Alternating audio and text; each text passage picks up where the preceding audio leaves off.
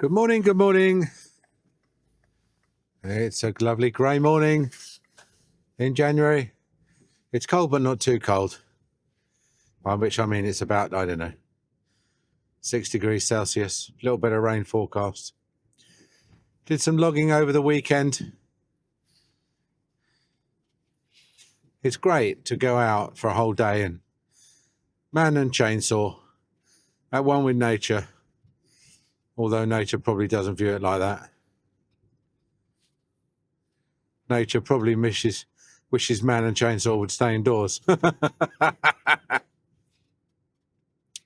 Well, we've got some ash trees and one of them blew over in a recent bit of wind. So I had to just take that down, and then there's another one that's got the ash dieback. So we chop that up, and then I've got some chestnuts that are getting a bit big, so we need to trim those back, pollard those back. What else? Oh, it's an illuminated sign. Don't believe I've seen that before. So how are you? Okay, you doing well? Your video production's working well now. Hopefully with a bit of time, in a short while it'll go into the background, and so we won't have to be talking about it. Just concentrate on the dentistry. I had about a year ago, this time of year, I was caught speeding. I was coming back from a flight, 4 o'clock in the morning, maximum, feeling tired,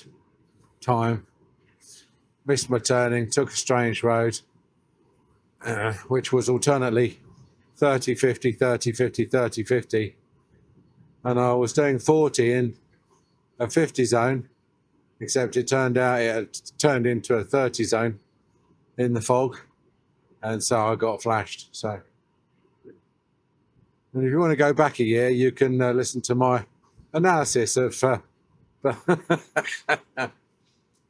the way that we Hell's Angels get treated when we're caught speeding.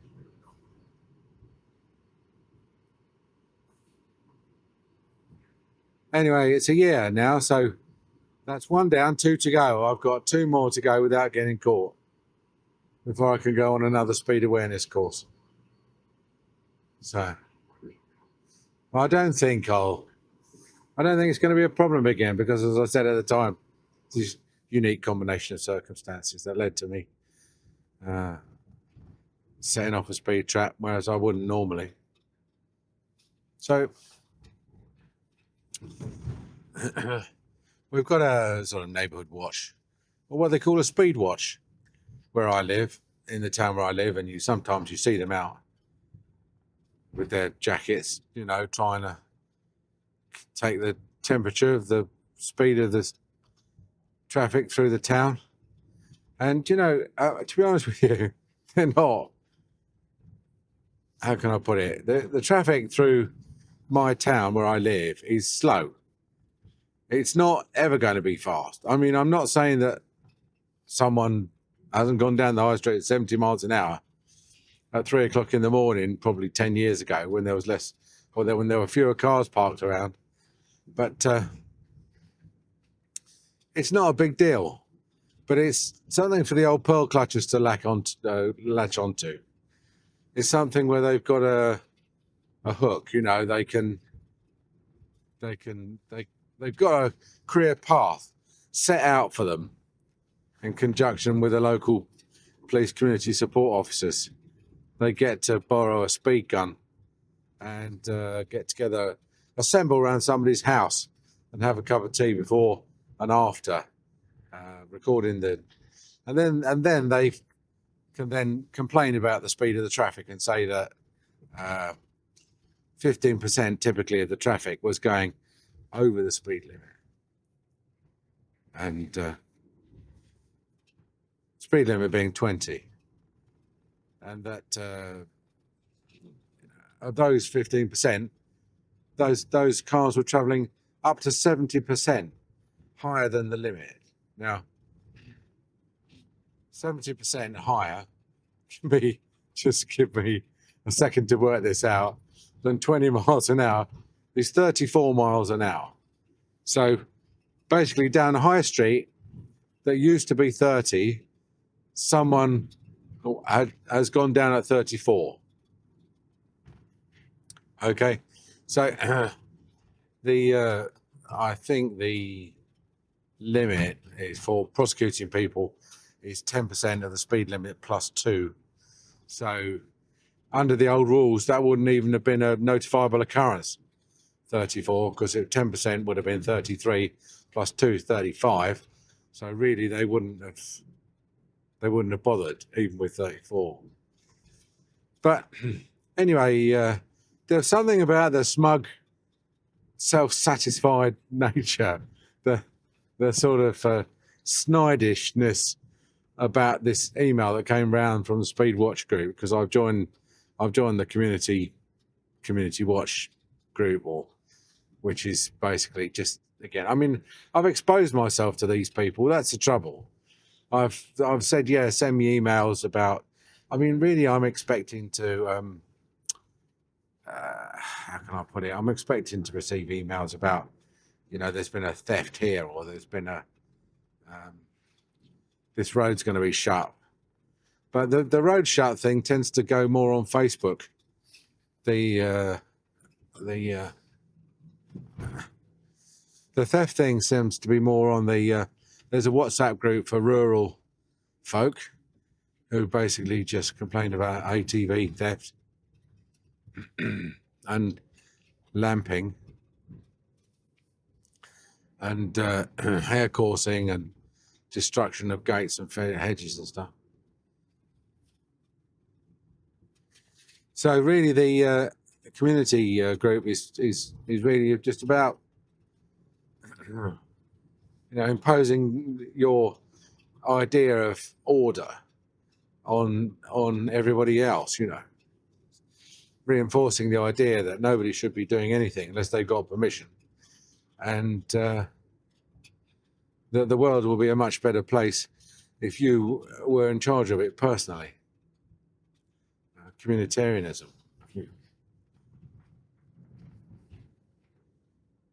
So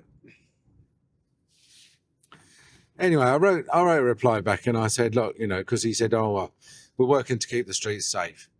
And I said to him, well, like, for a start, I said, I don't understand your statistics, because what they've done is obviously they presented them in the worst possible light, haven't they? And 15% of speeding, and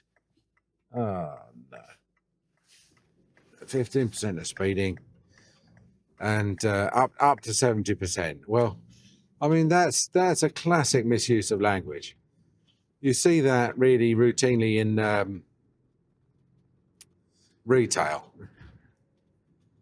where they say things like up to 70% off. We've got one item, we've got a paper clip that's 70% off. So in our advertising, we're going to put everything up to 70% off. I don't know what they're doing outside this blue. There's a chalk pit up there, you can see on the left, that they've turned into an animal something or other. I mean, what do you do with a chalk pit?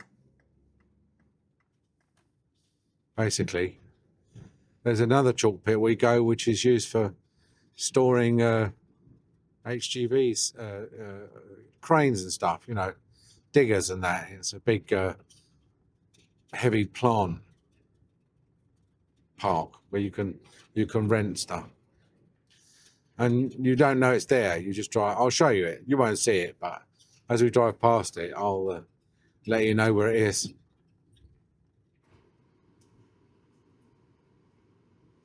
So there's 15% and up to 70% faster. So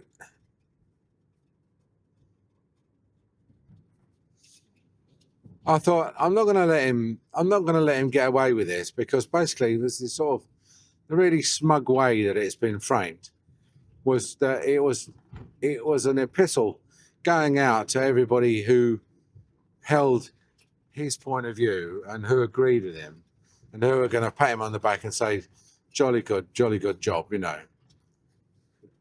And basically, I think the days of children getting run over in the street because they were playing in the street, which was the days when I was young, have to a large extent, I think they've gone. It may be that they still exist somewhere, where children play football in busy streets. But the way things are organised now, I think children play in parks and cars drive in busy streets. Going a new way for you, aren't we? Look, this is new for you. I'm going to try and keep the windscreen defrosted, demisted. See, I mean, these are all houses. Some of them will have children. I mean, I suppose they're all at school. Otherwise, they'd all be out playing football in the road, wouldn't they?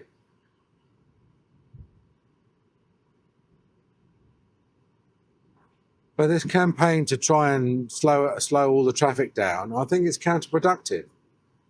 I don't think, speed is a public good.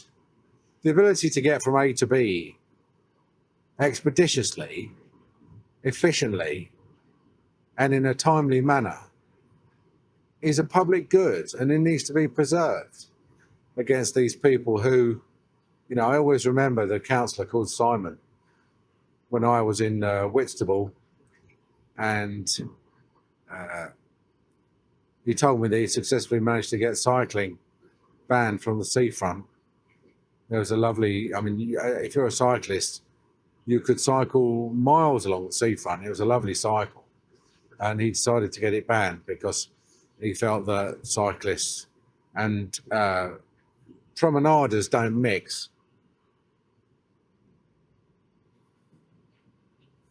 And then, and also in the summer, the dog walkers and promenaders don't mix.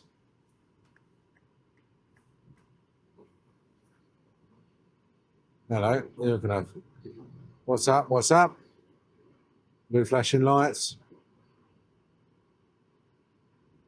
I don't know what that's all about. I'll go with these sandwiches.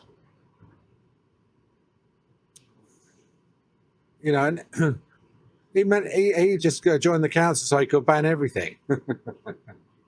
And I said to him, look, there have been absolutely zero accidents involving bicyclists and promenaders. It's not a problem. It's just, a few elderly people, probably with walking sticks, thinking, and people never say, yeah, that's a risk to me, do they?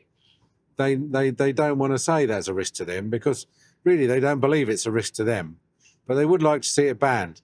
So what they do is they say, someone could get hurt, Someone could. I know plenty of elderly people who could have quite a serious accident if something was to happen.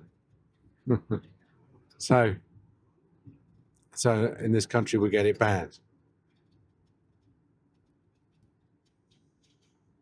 So they wanted to get, but they basically, he was rather proud of the fact that he couldn't ride a bicycle. And so he had no interest at all in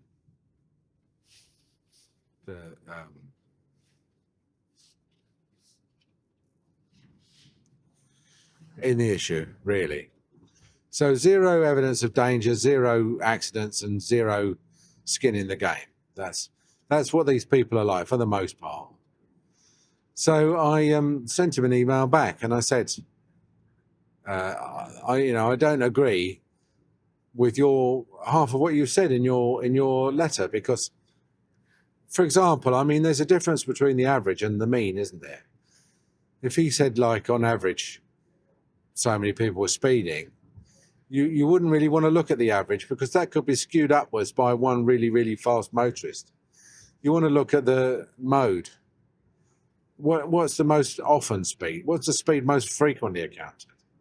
That's the speed at which most people are driving, not the outliers. And also, what's the evidence? Where's the evidence of risk? Where's the, I don't, my wife browses Facebook and she tells me when someone's getting scaffolding put up or someone's having a straw roof repaired. And she has never once told me about a bunch of, of serious accidents or anyone who's been run over. We've got the usual flashing signs that sort of sternly admonish you if you're going faster than the speed limit, but otherwise do nothing other than cost the parishioners £30,000-40,000 for every single one that is put up. We've got a protected pedestrian crossing. We've got extended pavements. Most of all, we've got cars parked everywhere. Nature's deterrent to speeding.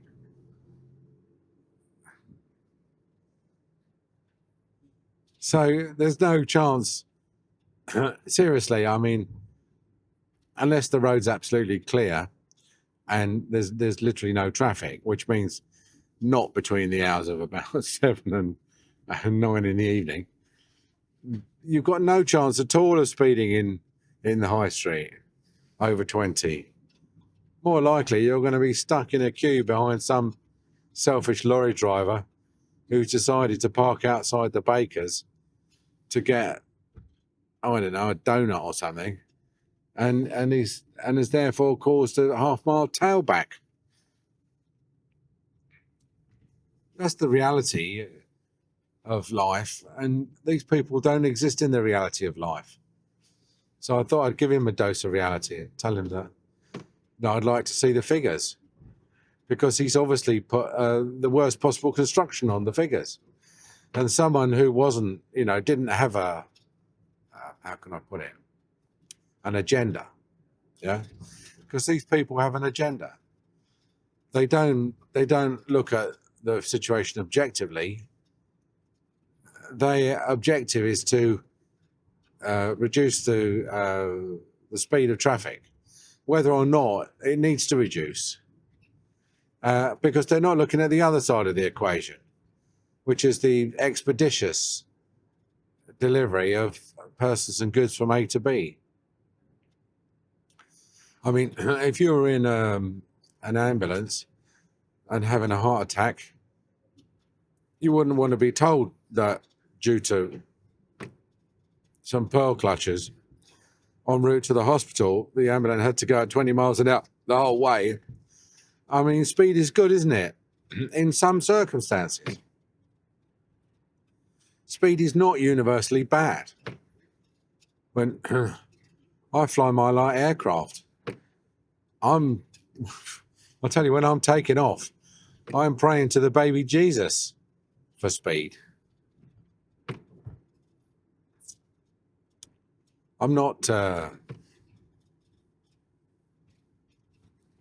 the opinion that all speed is bad speed, and that's their opinion.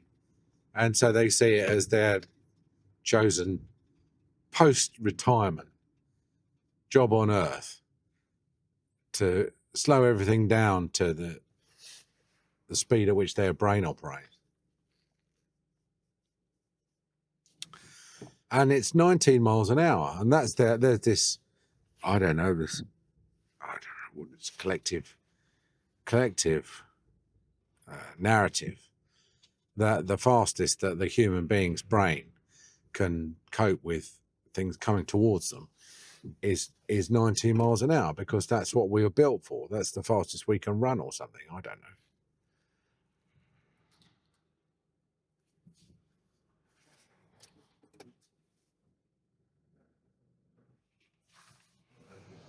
And they said that on the speed course.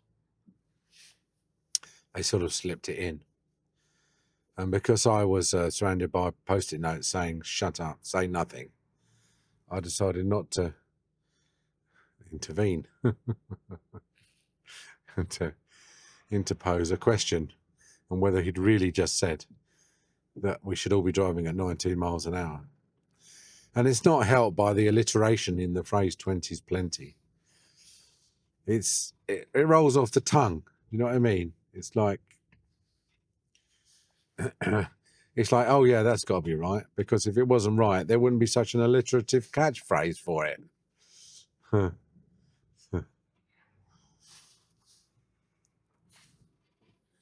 Anyway, he wrote back and he said, and basically what he said, he didn't say much. I might print his reply anonymized, but basically he said, thanks very much for your inquiry. So standard opening paragraph. You know, I've been here, there, and everywhere, and spoken to everybody, and they've all agreed that it's what we're doing is God's work, and everybody, you know, you're an outlier. You're very, you know, that's the implication. The implication is that you're wrong because nobody agrees with you, you know. And this is a good technique. It was used by the chairman of some Kent group not before commissioning groups years ago.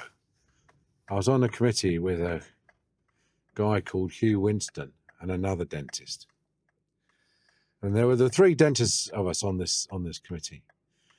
And as usual, I'm like, you know, I don't agree with what you're doing. What you're doing is going to cause the collapse of the National Health Service. And you know, I was quite vocal about my opinion, and the woman who was chairing it, she sort of listened to me patiently for 2-3 minutes, I think, thinking that she was giving me enough rope to hang myself, and then said, "Okay, right, Mr. Watson, Mr. Watson's got quite, you know, distinctive view on this subject. But you know, before we pursue it, does anybody else agree with him? Does he have any supporters on the committee?" Now, the fact that the non-dentists on the committee didn't support me was hardly surprising. They actually probably didn't even realise, I didn't appreciate that they were being expected to follow and contribute to the dental part of the debate. But the two dentists on the committee, who at that point should have spoken up and said, "Yeah, Derek's got a point," basically because I was doing most of their arguing for them. I was saying the things that they probably wanted to say but couldn't say, you know, or you know, didn't, because they've got this. There's this very how can I put it? There's a lot of peer pressure on people in those groups. They don't want to do anything that sets them apart. That was the difference with me. I didn't mind being set apart. I was like Groucho Marx on clubs. You know, I wouldn't want to be a member of a club that would have me as a member. And so I fully expected to be thrown off of every committee that I've ever been on. And so that the point at which they could have just said yes, anything, could have said anything. Yes, no, I do agree with Derek. I think he's got a point. They just sat there, sucking their thumbs, and didn't say anything. And so the chairwoman was saying, well, okay, well, obviously, Derek, nobody agrees with you, so we'll move on, you know. And that was it. That was 500 dentists in Kent were sunk because 2 dentists in Kent didn't speak up. Oh, I've never forgotten that. You know, as I say, it's a very effective technique. But that's what I learned from his communication. Although it was very anodyne in its format, I learned that he's in a bubble. That's why he's like, well, I understand it. Nobody agrees with you. So, you know, thanks very much for your feedback, which was thanks a lot for your feedback. Feedback is like, feedback is what you get, you know, when you're on a job and something, you get a side effect, don't you? And someone says, you know, uh, that bypass you're building, you're killing local newts. That's some feedback. It doesn't stop the bypass. It just means that you note it.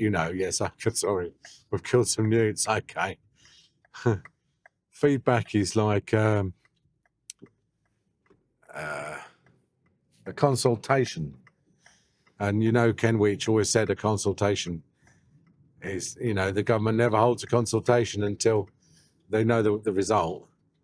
And it's like the consultation on banning media for under 16s. I mean, a wholly stupid, a wholly ridiculous policy, and one that's really, I don't know, even falls under bread and circuses. Wholly, I think it's more under the hysteria, the mass hysteria, the waves of mass hysteria that are sweeping the country, the BSEs, the millennium bugs, the AIDS, the COVIDs, and now the 16-year-olds being corrupted by their mobile phones. Real stupidity, and a concentration on things which are in no way at the moment, like the under 16s phone ban, is really the last thing we need to be talking about. The last thing the government needs to be concentrating on. There are far, far more important things that need to take centre stage in the national debate than whether or not 16-year-olds, whether the parents, and it's all about weak parenting. I mean, as a parent, you've got every right to say your child can't have a phone. They're not going to appeal to the Supreme Court to get a mobile phone. They are. It's at your grace and favour, isn't it, whether they have a mobile phone or not? But these weak parents who've no control, say, no, we'd like the law to do it. We'd like the government to ban it, because then we'd be able to say to our children, "Oh, I'm sorry. Oh, you know me personally. I'd love you to have a mobile phone, but it's the law. It's the law. I'm sorry, you can't." When they could have said no anyway. But the government's going to have a consultation, and then they're going to say that the consultation is in keeping with their